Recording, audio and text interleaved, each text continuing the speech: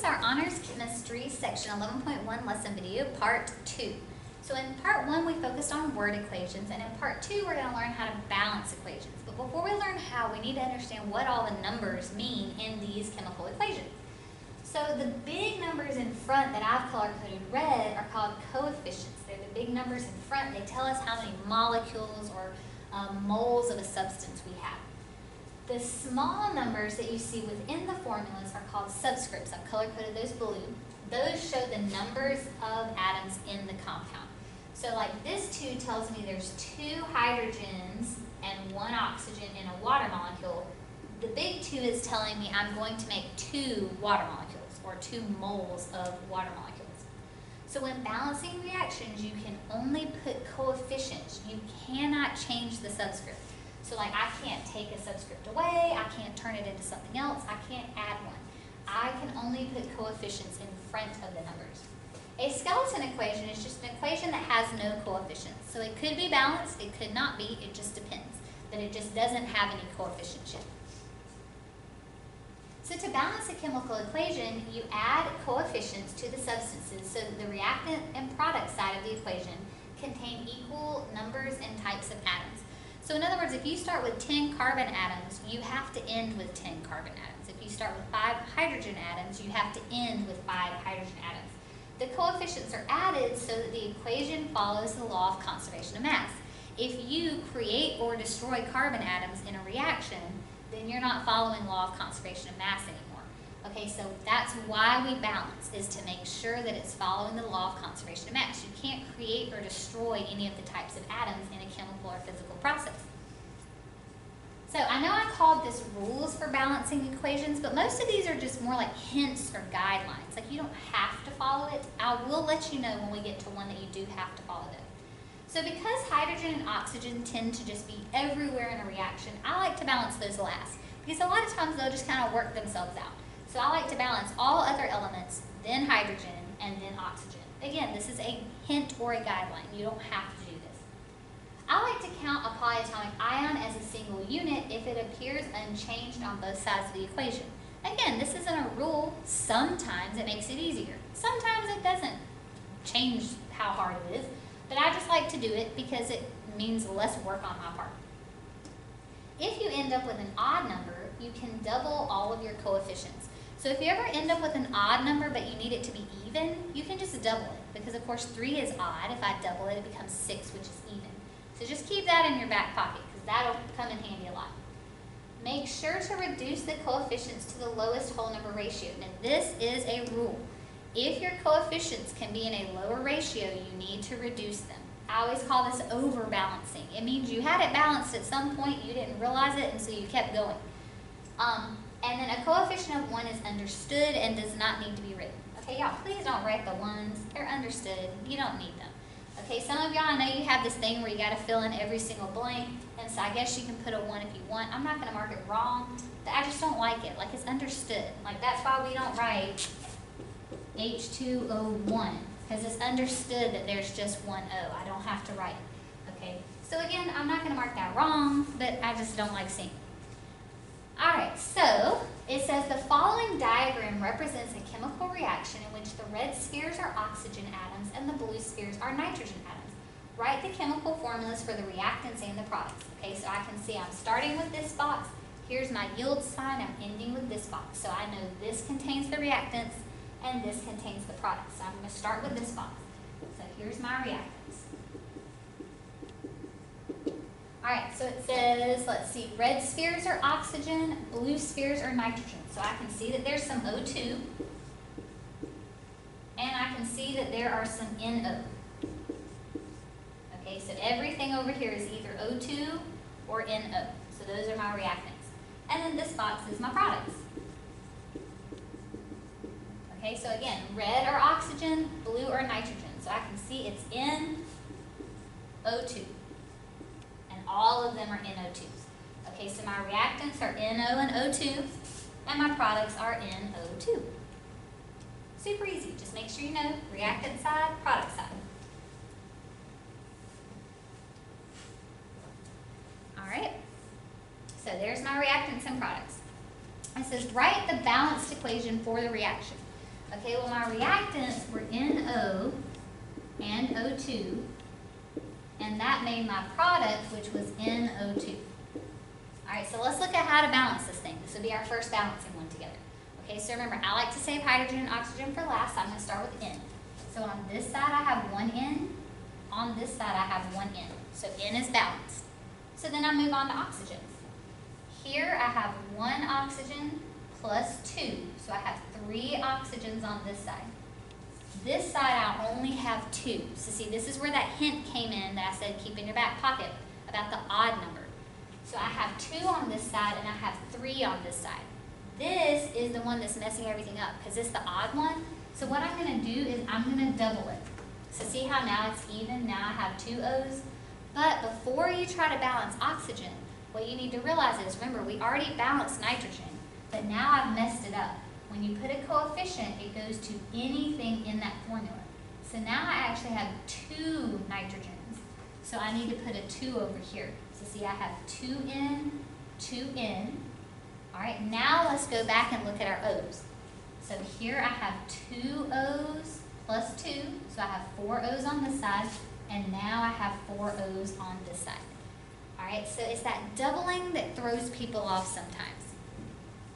All right, and then it says, is the diagram consistent with the law of conservation of mass? Well, I'm going to have to click back real quick because I don't know. All right, so is it consistent with law of conservation of mass? Well, what I need to see is, did I create or destroy any atoms? So for my blue on this side, I have 1, 2, 3, 4, 5, 6, 7, 8. For my blue over here, I have 1, 2, 3, 4, 5, 6, 7, 8. And then for my reds over here, I have 1, 2, 3, 4, 5, 6, 7, 8, 9, 10, 11, 12, 13, 14, 15, 16. And for my O's over here, I have 2, 4, 6, 8, 10, 12, 14, 16. So the answer would be yes, because it has the same number of nitrogen and oxygen atoms in your 2 boxes. So that's how you could check to see if something follows the law of conservation of mass. Is it balanced? Did you end with what you started with? And again, it can rearrange and look different, but it still has to be there. All right. So maybe pause it, you try this one, and then we'll look at it together. So it says, in the following diagram, the white spheres represent hydrogen atoms and the blue spheres represent nitrogen atoms. To be consistent with the law of conservation of mass, how many NH3 molecules should be shown in the right box? So what they're saying is we're starting with H2 and N2, and we are trying to make NH3. And so what we're trying to figure out is how many NH3s should be drawn to where we follow the law of conservation of mass. Well, all I need to do is figure out how much I have. So for N, I have 1, 2, 3, 4, 5, 6. So I have 6 N atoms. For H, I have 2, 4, 6, 8, 10, 12, 14, 16, 18. All right, I'm trying to make NH3, so I need 3 times as many hydrogens as I have nitrogens. Well, I have enough nitrogens to make 6 NH3s. So 6 times 3 is 18, so I have enough hydrogen atoms to make 6. So I would need 6 NH3 molecules. Okay, because see, I have enough hydrogen and oxygen to make 6. So hopefully you got that one right.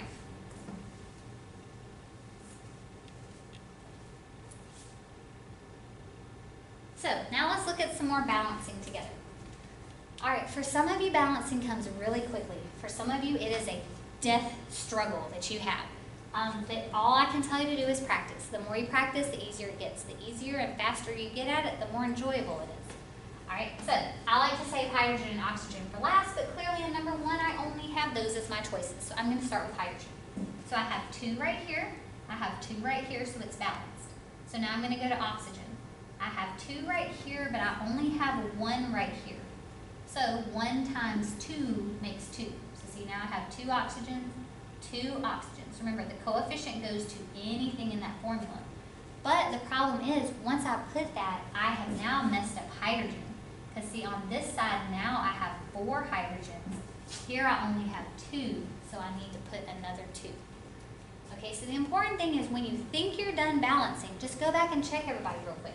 Okay, so I have 4 hydrogens, 4 hydrogens, 2 oxygens, 2 oxygens. And so everybody's balanced. And again, if you want to put a 1 right here, you can, but it doesn't need a 1, it's understood. Alright, so let's look at the next one. Now I'll show you what I was talking about with the polyatomic ion, except in this case it doesn't really actually make it any easier, but I'll just show you what I do. Okay, so see how NO3 is on both sides? I count that as one thing. Like I'm going to count that as a nitrate instead of splitting it up into N and O. Now you can't do that all the time. Like sometimes a polyatomic ion will change forms, like in the next example I'll show you, and then you can't keep it together. But sometimes it really does help if you keep it together. Alright, so I'm just going to start with Ag. So I have 1 silver, 2 silver, so I'm going to put 2 right here. Next I'm going to do my nitrate, NO3. So the important thing you ought to realize is you have 2 nitrates. Like I've circled the whole thing. This isn't 3 of them.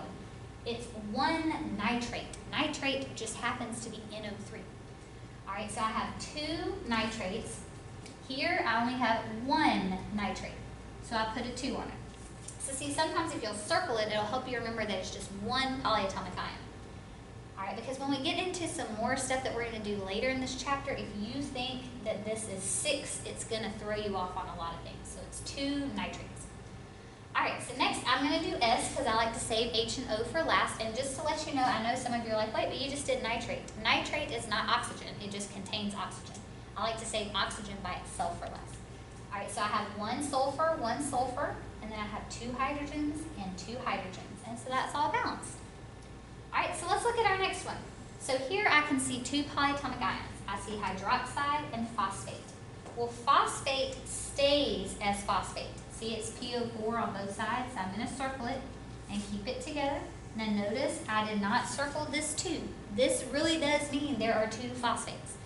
Alright, however, hydroxide, which is OH, turns into H2O. That's not hydroxide anymore, so I can't keep that one together. So I'm not going to circle it. I'm going to have to split that up into hydrogen and oxygen. Alright, so I'm just going to start with zinc. So I have 1 zinc. Here I have 3. So I'm going to go back and put a 3. I'm going to skip H and O because I like to save those for last. So I'm going to do my phosphate next. So this is 1 phosphate. This is 2 phosphates. So I'm going to put a 2 over here. Now this is where it gets tricky because again, hydrogen and oxygen are everywhere, but because I already counted these oxygens with phosphate, I don't even have to look at it anymore. That's why I say sometimes it makes it easier. Alright, so let's look at hydrogen first. So here the 2 goes to hydrogen and the 3 goes to hydrogen. We multiply and not add. So I have 6 hydrogens right here. So 2 and 3 go to hydrogen. Here, the 3 and the 2 go to hydrogen. So I have 6 more hydrogens. So I have 6 plus 6, so I have 12 hydrogens on this side. Over here I only have 2. So what times 2 makes 12? 6. Okay, so I'll show you that again. That one's a little tricky. So the 2 and the 3 go to hydrogens, that makes 6. The 3 and the 2 go to hydrogens, that makes 6. 6 plus 6 is 12. And then 6 times 2 makes 12. Alright, and so then last I have oxygen. Now remember, I already counted the oxygens and the phosphate, so I don't even have to look at those anymore. So really I only have this one left. So remember, the 2 goes to anything in parentheses. So the 2 goes to the oxygen, the 3 goes to the oxygen. So I have 6 oxygens over there. And then over here I have 6 oxygens. And so there's my answer. Alright, and like I said, the better you get at balancing and the faster you get, the easier it is. Like if you're having to struggle through every single one, then it sucks really bad. Alright, so I'm going to give you some, try on the next slide. So, pause it, try the top one, we'll look at that one together, then pause it, try the next one, we'll look at it, pause it, try the last one, we'll look at it. Alright, so I'll assume you pause it and try the first one. Alright, so I can see I have a polyatomic ion, so I'm going to keep that together. On this one, it doesn't actually make it any easier, but I just like to do it every time I can, just to get in the habit of it so you don't have to remember to do it. Alright, so I have 1 Fe, 1 Fe, I have 3 Cls, here I have 1 Cl, so I'm going to put a 3. I have 1 Na, but here I have 3 Nas, so I'm going to put a 3. I have 3 hydroxides and 3 hydroxides. So hopefully you got that one right. Alright, for the next one, I'll go ahead and give you a hint. First of all, these are Cs, these are Cls, it's not Ci. Second hint is, make sure you notice Cl is in 2 places on this side. Alright, so I'll assume you paused it and tried it. Let's look at it together. So I have 1C, 1C, Here I have two S's, get pretty easy. Here I have two Cl's. Here I have 4, but here I also have 2. So I actually have 6 Cl's on this time, so on this side. So what times 2 makes 6? A 3. So hopefully you got that one right. It's common in this one. A lot of people put a 2 here because they only see this Cl. Alright, so the next one. This one is going to get kind of tricky.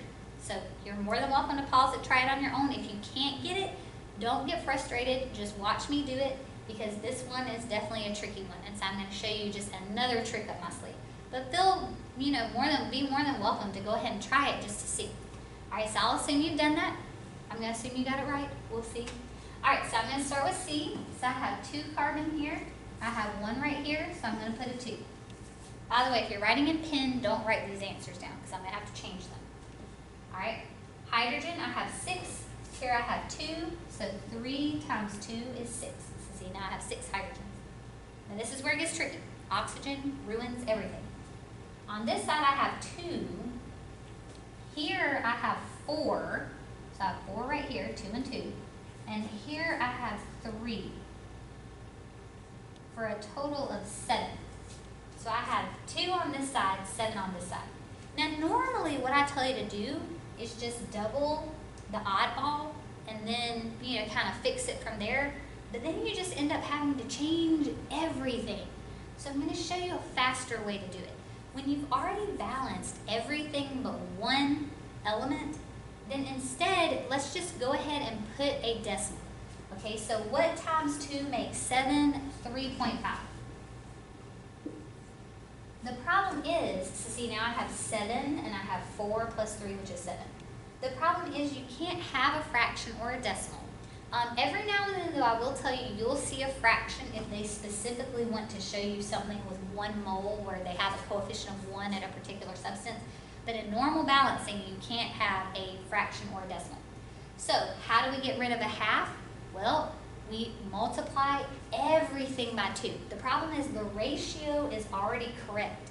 So if I multiply the 3.5 by 2, I have to do it to all of them. So this is the only time you're going to see me write the understood 1. So technically right there, there's an understood 1. So if I multiply that by 2, it becomes 2. 3.5 times 2 becomes 7. 2 times 2 becomes 4. And 3 times 2 becomes 6. And so what I'm going to do real quick is I'm going to show you how, since I've doubled all of them, everything is still balanced. Like you don't have to worry about, oh gosh, did I mess something up? Okay, so see now I have 4 carbons, I have 12 hydrogens, and 12 hydrogens, and then I have 14 oxygens, and then right here I have 8 plus 6, which is 14 oxygens. Okay, and so these right here are the ones that people have the most trouble with. Is when you have to do that doubling. But y'all, I'm not going to lie, the doubling ones are like my favorite. So you're going to see them a lot. So you better just buckle down and learn how to do it. Alright, so let's knock out this section assessment. So describe the steps in writing a balanced chemical equation. Well, remember, when you're balancing, you're just adding coefficients to get the products and reactants equal. Alright, so you just add coefficients to get the same number and types of atoms on both sides of the yield. We'll just say the arrow. Okay, so like if I start with 8 potassium atoms, I have to end with 8 potassium atoms. It says write the skeleton equation for the following. So remember, skeleton equation just means I don't have to balance it when I'm done. Alright, so it says heating solid copper 2 sulfide. So copper is Cu. The Roman numeral 2 means the charge is plus 2. Sulfide is S, which has a negative 2 charge, so I don't need to cross. It is a solid. In the presence of oxygen gas. That's another way of saying and oxygen gas. So plus oxygen is a diatomic, so it's O2. It's not just O. Remember, it's a diatomic when it's by itself. And it tells me it's a gas. Produces. So there comes my arrow. But I need to remember what it said at the beginning. said heating. So that means I need my triangle, my heat catalyst. Produces pure copper. So copper is Cu. Now again, notice it didn't tell me the state of matter. Copper is a metal. So what state of matter do you think it's in? It is a solid. And, so I'll put my plus, sulfur dioxide gas. So sulfur is S, dioxide is O2, and it told me it is a gas. And so that's all you have to do. For these, y'all usually do better when I give you the sentence and you write the formulas than the opposite way. That's the one y'all have more trouble with. All right, so let's look at our bottom one. It says iron metal, so iron is Fe. Now, a lot of you are tempted to then put a little M for metal, but metal is not a state of matter. So it would be a solid. Remember, if it doesn't tell me it's its natural state of matter. And, so I'm going to put plus, chlorine gas. Well, I have to remember that chlorine, when it's by itself, it's a diatomic, so it's actually Cl2.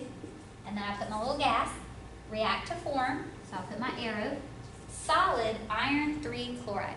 So iron, of course, is Fe. The Roman numeral means a positive 3 charge. Chloride is Cl. It has a negative 1 charge. And so then to balance my charges, I need a 3 with Cl. And it says it's solid iron 3 chloride. Okay, so there's just lots of checking. Did I put all my states of matter? Did I cross my charges? Did I put my diatomics?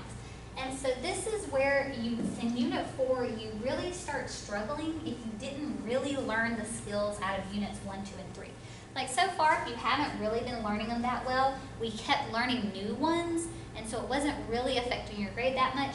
In Unit 4, you're really going to start seeing those hits from, oh, I didn't really learn how to cross charges. Oh, I didn't really learn how to name. It probably wasn't going to be important, even though I kept telling you it was.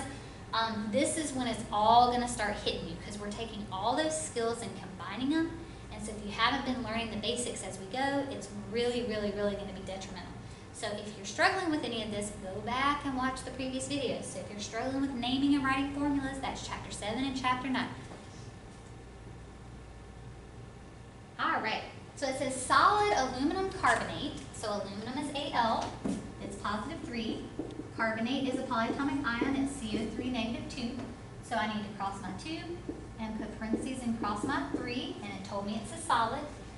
So solid aluminum carbonate decomposes to form. So don't let that throw you off. It says to form, that means that's what we're making. So that's my arrow. Solid aluminum oxide. So aluminum is Al, positive 3. Oxygen is O, negative 2. So I bring my 2 and my 3 down, and it tells me it's a solid. And, so I put my plus, carbon dioxide gas. So remember, when you see prefixes like di, tri, tetra, you don't need to do anything with charges. Carbon is C, dioxide is O2, and it told me it is a gas. Alright, so last one. It says solid magnesium. So magnesium is just Mg. Reacts with. So notice it didn't say react to form. So we're not ready for the arrow yet. That just really means and. Aqueous silver 1 nitrate. So silver is Ag. The 1 means the charge. Nitrate is NO3 negative. That's polyatomic ion. So I don't need to cross, and it's aqueous. Then it says to form. So there's my arrow. Solid silver. Well, silver is just Ag. It's not a diatomic. And it says it's solid. And, so I'll put my plus sign. Aqueous magnesium nitrate. So magnesium's Mg. Has a positive 2 charge. Nitrate's NO3 has a negative 1 charge, so I need to cross my 2 with parentheses, and then it told me it is aqueous. And so again, y'all, if you're good at writing formulas and naming, these are like super easy. You're just literally writing what I'm saying in a different form. But the problem is, like I said, a lot of you forget to cross charges, or you don't know what the Roman numeral means, or you don't know how to name an acid, or things like that come and start bogging you down. Alright, so next, let's look at some more balancing. So again, probably pause the video and try these on your own first, and then we'll look at them together. So I'll assume you've tried them at this point. Alright, so our first one, we have 1s, 1s. Here I have 4 oxygens and 3 oxygens. So I have that weird odd number one. So what I'm going to do first is I'm just going to double the odd one to make that 3 a 6, because that, of course, is an even number. But before I look at oxygen, I have now messed up S, which I had already balanced. So now I have 2 S's so I need to go back and put a 2 over here. Now I can try to balance oxygen. All right, so on this side I have 2 times 2, which is 4, plus 2, so I have 6. And on this side I have 6. So hopefully you got that one right. Let's look at part B. I'll assume you've paused it and tried that on your own. So I'm going to start with Fe. I have 2 Fe's here, so I need a 2 right here. For hydrogen, I have 2 and I have 2. For oxygen, I have 3 and I have 1, so I need a 3 right here. But now I've messed up hydrogen. Like, you always have to remember if you mess up something you already balanced. So now I have 6 hydrogens here and I only have 2, so I need to put the 3 in front to make that one 6 also. So the thing is, always when you're done, go back and make sure everything's balanced before you move on. All right, our next one, this one should have been super easy, so hopefully you got this one right. I have 1P, here I have 4, so I need a 4 right here.